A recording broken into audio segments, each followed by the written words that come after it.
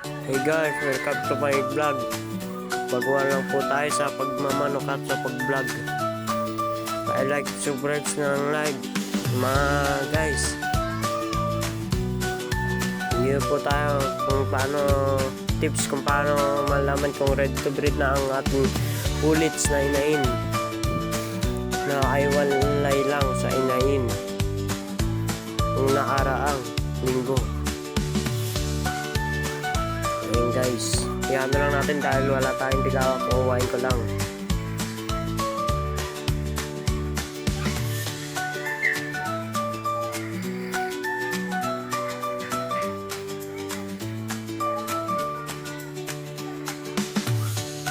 So guys, yung red kelso natin guys, ang pula ng mukha guys. Yan guys, red kelso.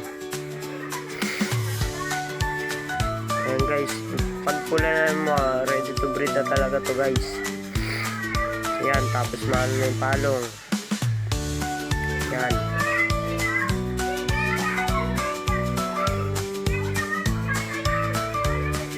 So guys, titignan natin yung petan.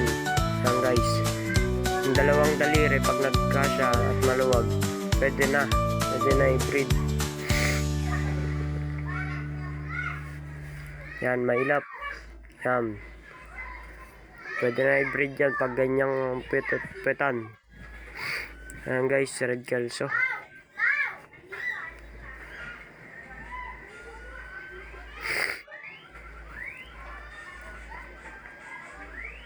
Hindi kita yung video kasi walang tigawak guys. Guys, papakita natin kung gaano ka yung katangkad. Saktuhan lang guys. Papakita ko sa inyo yung mga season niyan guys mamaya guys. Mga season niya guys. Kaya iwalay na lang natin yung 2 weeks. So guys, papakita ko sa guys, mga season niyan guys. Ito, papakita ko na sa inyo ito. May mga season niyan guys. Iniwalay ko yan ganyan nakalaki. Tapos yung pakainin natin. Ayan, kakapato ko lang kanina yan guys. Mga 5:30. Ayan, mga pinaris natin sa bulik. Hindi na natin papakita yung yan. Yung tatay niya guys. Ayan guys. Ang sisigla guys.